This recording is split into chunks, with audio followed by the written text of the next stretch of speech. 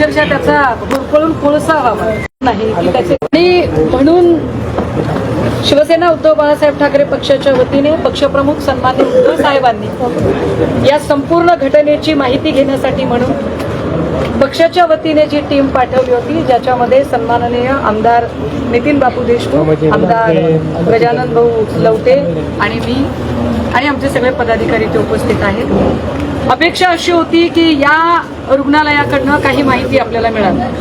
हे फार विशेष आहे की नेमकं आजच इथे मुंबईवरून जी काही चौकशी समिती वगैरे सो कॉल्ड आलेली आहे ती सकाळपासून आलेली आहे असं सांगितलं जाते. तुम्ही माध्यम समोर आहात आणि मागच्या 2-2.5 तासांपासून आम्ही त्या चौकशी समितीतले अधिकारी नेमके कुठे आहेत ते शोधतोय आणि ते अधिकारी काही आम्हाला अजून दिसत नाहीयेत. सापडतील, कुठेतरी मिस्टर इंडिया झाले असतील, सापडतील ते. या सगळ्यांमध्ये जो महत्वाचा मुद्दा होता की व्हेंटिलेटरचं ऑडिट झालेलं होतं का, मला अजूनही मी त्यांना मगाचपासून स्ट्रक्चरल स्टेबिलिटी सर्टिफिकेट मागते जे मला मिळालेलं नाही. मी त्यांना इलेक्ट्रिकल ऑडिट मागते जे मला मिळालेलं नाही. व्हेंटिलेटरचं ऑडिट होतं का तर त्यावर MS चा चार्ज इथे CS यांच्याकडे आहे. मुळात या हॉस्पिटलला MS ची जागाच भरलेली नाही, हे फार वाईट आहे. MS चा चार्ज CS कडे आहे. CS यांना विचारल्यावर ते म्हणतायत की मी वारंवार पत्र दिलेली आहेत. पत्र कुणाला दिलेली आहेत तर पत्र त्यांनी सार्वजनिक बांधकामला दिले ऍज पर रूल.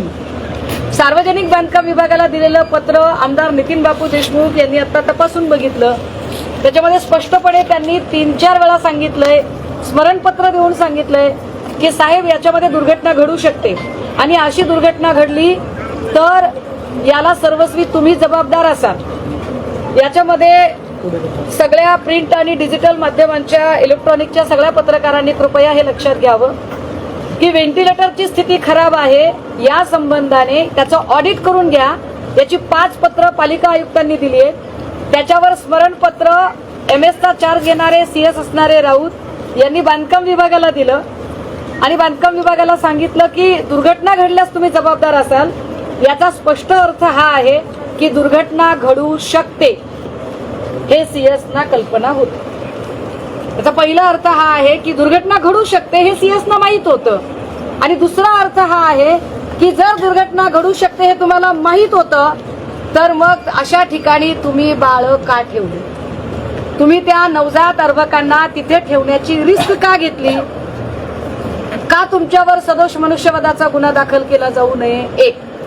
दुसरं असं की जर पत्रामध्ये स्पष्ट सांगितलंय की सार्वजनिक बांधकाम विभागाला की तुम्ही ह्याची लवकर आम्हाला तपासणी करून द्या, ऑडिट करून द्या, मेंटेन करून द्या आणि नाही केलं तर झालेल्या दुर्घटनेला जबाबदार तुम्ही असाल, तर आता इन्चार्ज असणाऱ्या CS साहेबांनी तात्काळ या संबंधित डिपार्टमेंटच्या अगेन्स्ट FIR दाखल करणं अपेक्षित होतं, जी FIR अजूनही झालेली नाही. 2.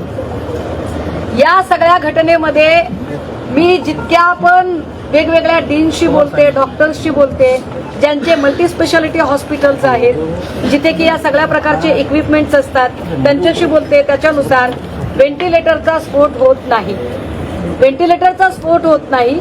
महत्वाचं, शिल्लर कंपनी ही त्यातली त्यात चांगली कंपनी आहे असं सगळे सांगतात. जर हे असं असेल तर मग स्फोट का झाला तर त्याचं कारण जे दिसतं ते अतिशय म्हणजे काय म्हणता येईल की लोकल पद्धतीने केलेली वायरिंग, लोकलच्या ठेकेदारांकडून करून घेतलेलं काम, म्हणजे निविदेवर काम लाखो रुपयांचं दाखवायचं आणि तेच काम काही हजारांमध्ये उरकायचं, या पद्धतीने केलेलं काम. पण यावर आता CS साहेबांशी बोलल्यावर त्यांचं असं म्हणणं आहे की संबंधित काम, मी आपल्याला आठवण करून दिली पाहिजे की 9 मे 2021 भंडाऱ्यामध्ये जी दुर्घटना झाली होती अशाच पद्धतीची, ज्याच्यामध्ये 17 बालकं होती, 10 बालकांचा मृत्यू झाला होता. त्यावेळी तिथे तात्काळ घटना कळल्यानंतर तत्कालीन मुख्यमंत्री सन्माननीय उद्धव साहेब त्या ठिकाणी पोहोचले. नुसते पोहोचले नाही, जाग्यावर 4 अधिकाऱ्यांना तात्काळ डिसमिस केलं गेलं, पदच्युत केलं गेलं त्या 4 जणांना. इथे मुख्यमंत्री तर सोडाच सोडा, पण ज्यांना मुख्यमंत्री पदाचे डोहाळे लागलेले आहेत असे गुडघ्याला बाशिंग बांधलेले भावी मुख्यमंत्री श्रीयुत बावनकुळे इकडे फिरकलेच नाहीत. हे किती विशेष आहे. बावनकुळे यांनी डीपीडीसीच्या बैठका घेणं अपेक्षित आहे. त्या डीपीडीसीच्या बैठकीमध्ये यांनी प्रस्ताव ठेवणं अपेक्षित आहे. CS राऊत यांचं म्हणणं आहे की आम्ही प्रस्ताव ठेवलाय आणि वारंवार ठेवलाय, पण त्या प्रस्तावाच्यासाठी ज्या आवश्यक पुढच्या तरतुदी आहेत, पूर्तता आहेत, त्या पालकमंत्री म्हणून श्रीयुत बावनकुळे यांनी करणं अपेक्षित आहे, पण ते त्यांनी केलंच नाही. कदाचित इकडे आल्यावर त्यांना ह्या सगळ्या कामांच्या पेक्षा त्यांच्या पक्षातले तोडणे फोडणे अधूनमधून काय कशिनो विषिनो जे काय असेल ते त्या कामांमधनं वेळ मिळाला नसेल. पण या सगळ्या हलगर्जीपणामुळे लेकरांच्या जीवाशी जो खेळ झालाय, मी त्यांना मागितलेल्या डॉक्युमेंटमध्ये रेन हार्वेस्टिंग सर्टिफिकेट नाही मिळालेलं, इलेक्ट्रिकल सेफ्टी सर्टिफिकेट नाही मिळालेलं, याच्यातलं स्ट्रक्चरल स्टॅबिलिटी सर्टिफिकेट नाही मिळालेलं, ऑडिट का होऊ शकलं नाही याची कारणं अजूनही समाधानकारक मिळालेली नाही. चौकशी समितीच्या आयुक्तांची 2 आमदारांच्या सह पक्षाचे सगळे पदाधिकारी आणि आम्ही सगळी माणसं मागच्या 3 तासापासून आपल्या सगळ्यांच्या समोर त्यांना फोन करतोय आणि त्यांची वाट बघतोय. त्यांचा पत्ता नाहीये.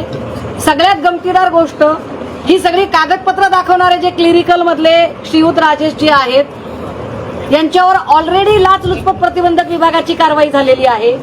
एखाद्यावर जेव्हा एसीबी ट्रॅप करतं तेव्हा ट्रॅप ज्या ठिकाणी केलेला आहे तिथून वेगळ्या जिल्ह्यामध्ये त्याला जर नव्याने ड्युटी द्यायची असेल तर वेगळ्या जिल्ह्यात द्यावी लागते. परंतु या जे क्लिरिकल मधले आहेत महाशय, यांना इरविन मध्ये ट्रॅप केलंय महज 1000 रुपयांच्यासाठी. त्याने 1000 रुपयांच्या वरच आहे, ह्याचं सर्टिफिकेट देतो आणि त्याचं सर्टिफिकेट देतो. इरविन मध्ये यांना ट्रॅप केलंय आणि 500 मीटर अंतर सुद्धा नाहीये, तिथे लगेचच त्यांना डफरीनमध्ये पोस्टिंग मिळाले. हे कुठले राजकीय आशीर्वाद असतात? असं कोण करतं?